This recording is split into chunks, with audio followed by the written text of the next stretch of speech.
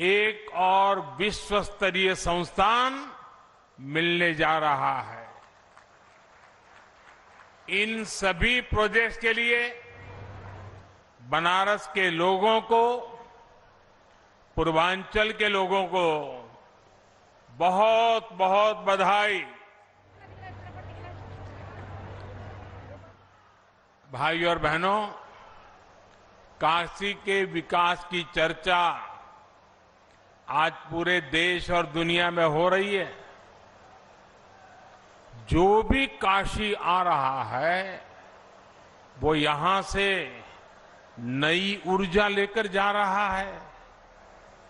आप याद कीजिए, 8-9 वर्ष पहले जब काशी के लोगों ने अपने शहर के कायाकल्प का संकल्प लिया था तो बहुत लोग ऐसे थे जिनको आशंकाएं थी।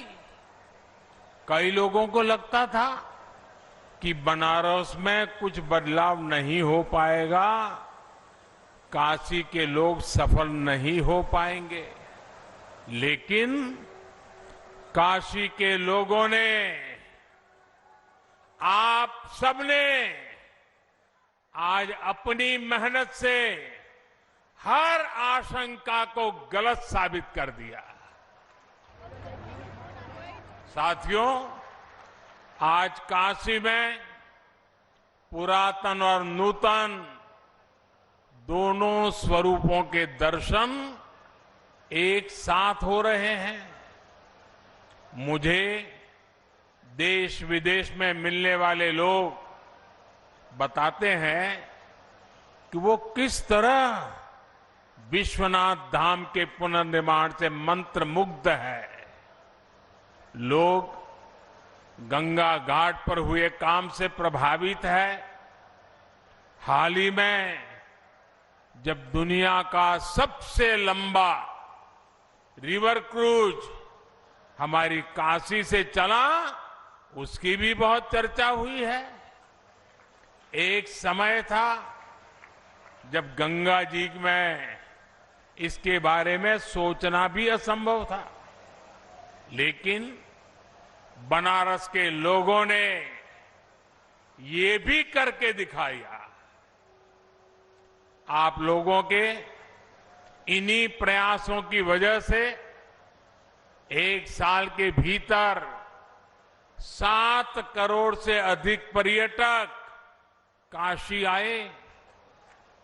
और आप मुझे बताइए, ये जो 7 करोड़ लोग यहां आ रहे हैं वो बनारस में ही तो ठहर रहे हैं।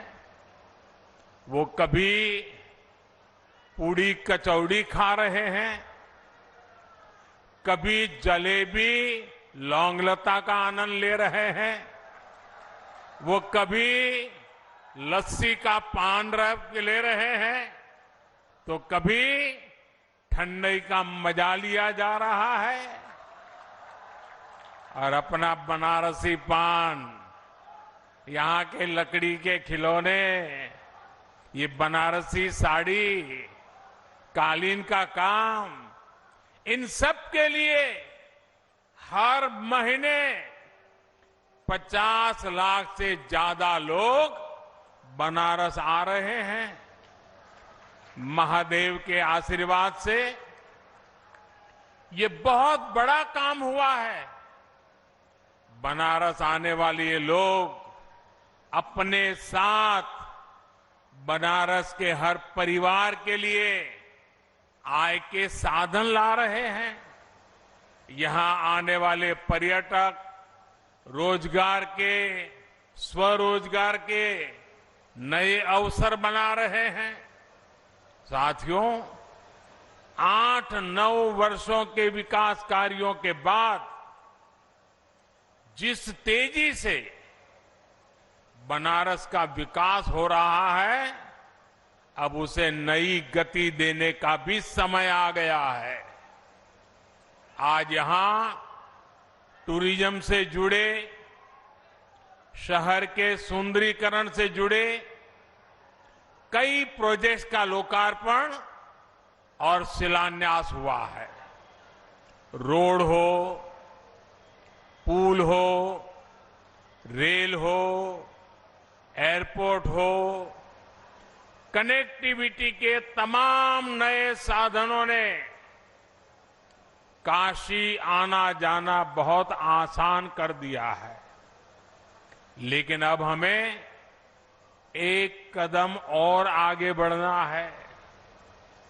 अब जो ये रोपवे यहां बन रहा है, इससे काशी की सुविधा और काशी का आकर्षण दोनों बढ़ेगा। रोपवे बनने के बाद बनारस कैंट रेलवे स्टेशन और काशी विश्वनाथ कॉरिडोर के बीच की दूरी बस कुछ मिनटों में ही रह जाएगी। इससे बनारस के लोगों की सुविधा और बढ़ जाएगी। इससे कैंट स्टेशन से गदौलिया के बीच ट्रैफिक जाम की समस्या भी बहुत कम हो जाएगी। साथियों, वाराणसी में आसपास के शहरों से, दूसरे राज्यों से लोग अलग अलग काम से भी आते हैं।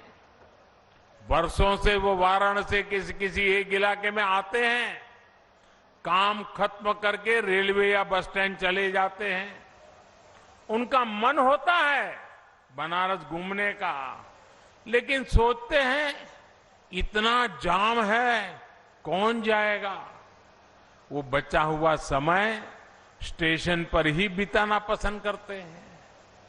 इस रोपवे से ऐसे लोगों को भी बहुत फायदा होगा। भाई और बहनों, ये रोपवे प्रोजेक्ट सिर्फ आवाजाही का प्रोजेक्ट भर नहीं है। कैंट रेलवे स्टेशन के ऊपर ही रोपवे का स्टेशन बनेगा, ताकि आप लोग इसका सीधा लाभ ले सके। ऑटोमेटिक सीढ़ियां, lift, wheelchair ramp, rest room और पार्किंग जैसी सुविधाएं भी वहीं उपलब्ध हो जाएगी। रोपवे स्टेशनों में खाने पीने की सुविधा, खरीदारी की सुविधा भी होगी। ये काशी में बिजनेस और रोजगार के एक और सेंटर के रूप में विकसित होंगे। साथियों, आज बनारस की एयर कनेक्टिविटी को मजबूत करने की दिशा में भी बड़ा काम हुआ है। बाबतपुर हवाई अड्डे में आज नए एटीसी टावर का लोकार्पण हुआ है। अभी तक यहां देश दुनिया से आने वाले 50 से अधिक विमानों को हैंडल किया जाता है। नया एटीसी टावर बनने से ये क्षमता बढ़ जाएगी। इससे भविष्य में एयरपोर्ट का विस्तार करना आसान होगा।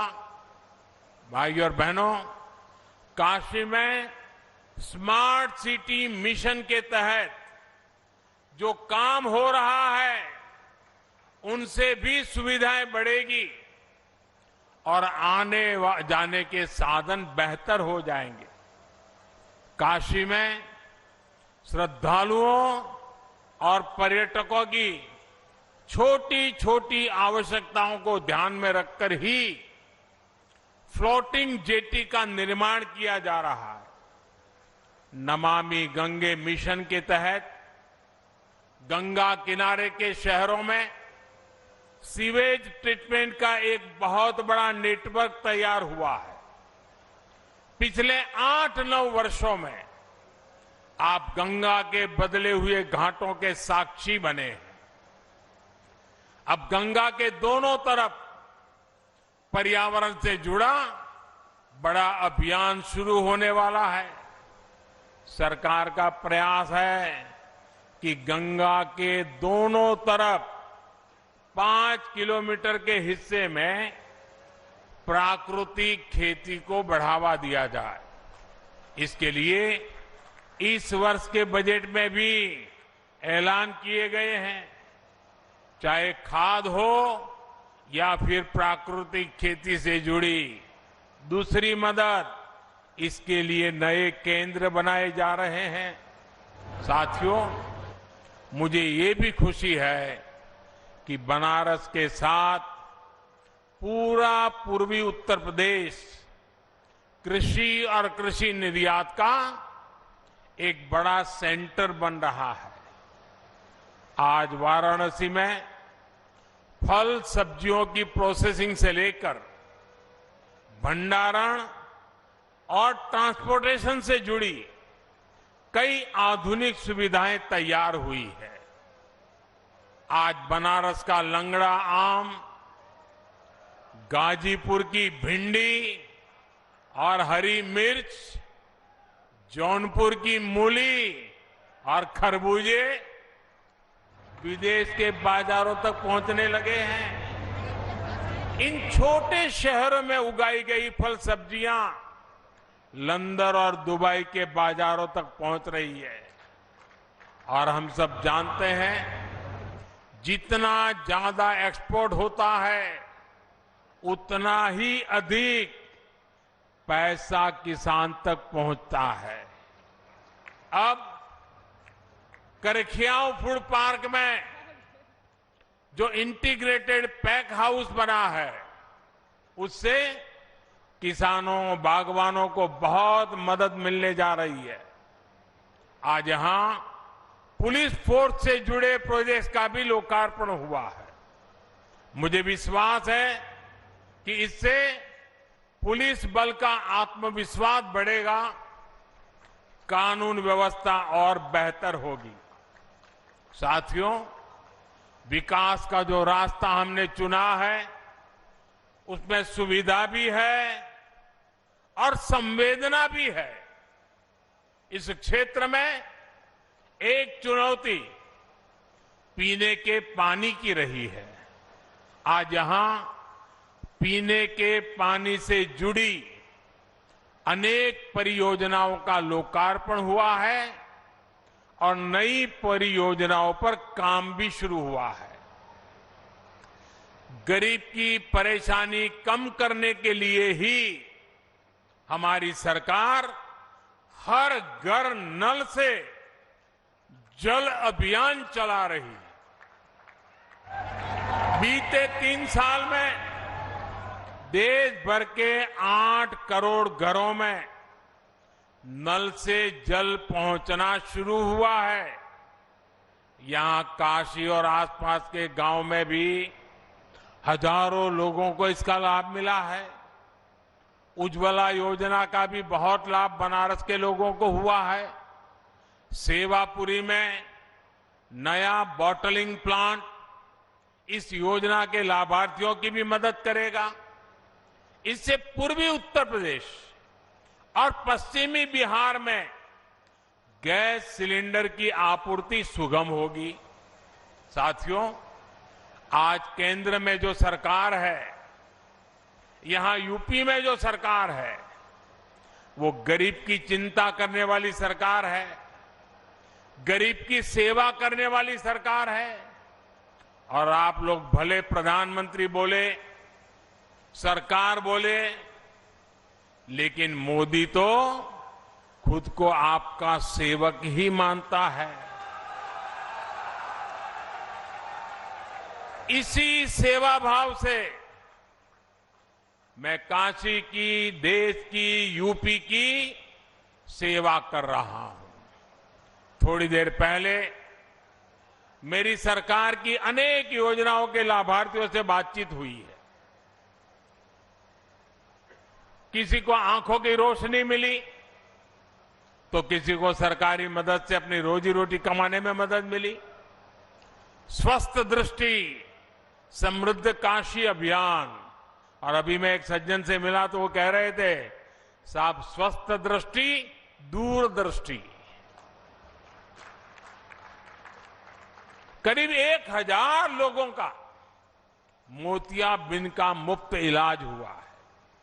मुझे संतोष है कि आज बनारस के हजारों लोगों को सरकार की योजनाओं का लाभ मिल रहा है।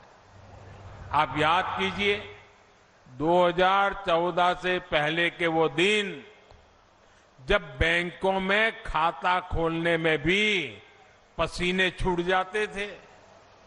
बैंकों से ऋण लेना, इसके बारे में तो सामान्य परिवार सोच भी नहीं सकता था। आज गरीब से गरीब के परिवार के पास भी जनधन बैंक खाता है। उसके हक का पैसा, सरकारी मदद आज सीधे उसके बैंक खाते में आता है। आज छोटा किसान हो, छोटा व्यवसायी हो, हमारी बहनों के स्वयं सहायता समूह हो, सबको मुद्रा जैसी योजनाओं के तहत आसानी से ऋण मिलते हैं। हमने पशुपालकों और मछली पालकों को भी किसान क्रेडिट कार्ड से जोड़ा है। रेहड़ी पटरी फुटपाथ पर काम करने वाले हमारे साथियों को भी पहली बार पीएम स्वनिधि योजना से बैंकों से ऋण मिलना शुरू हुआ है। इस वर्ष के बजट में विश्वकर्मा साथियों की मदद के लिए भी पीएम विश्वकर्मा योजना लेकर आए हैं। प्रयास यही है कि अमृत काल में विकसित भारत के निर्माण में हर भारतीय का योगदान हो, कोई भी पीछे ना छूटे। भाइयों और बहनों, अब से कुछ देर पहले मेरी खेलो बनारस प्रतियोगिता के विजेताओं से भी बात हुई। इसमें 1 लाख से अधिक युवाओं ने अलग अलग खेलों में हिस्सा लिया। सिर्फ ये अपने बनारस संसदीय क्षेत्र में। मैं सभी को बहुत बहुत बधाई देता हूं। बनारस के युवाओं को ज्यादा से ज्यादा खेलने का मौका मिले, इसके लिए यहां पर नई सुविधाएं भी विकसित की जा रही है। पिछले वर्ष सीगरा स्टेडियम के पुनर्विकास का फेज 1 शुरू हुआ। आज फेज 2 और फेज 3 का भी शिलान्यास किया गया है। इससे यहां अब अलग अलग खेलों की, हॉस्टल की आधुनिक सुविधाएं विकसित होगी। अब तो वाराणसी में इंटरनेशनल क्रिकेट स्टेडियम भी बनने जा रहा है। जब स्टेडियम बनकर तैयार होगा तो एक और आकर्षण काशी में भी जुड़ जाएगा। भाइयों और बहनों, आज यूपी विकास के हर क्षेत्र में नए आयाम स्थापित कर रहा है। कल यानी 25 मार्च को योगी जी की दूसरी पारी का 1 वर्ष पूरा हो रहा है। 2-3 दिन पहले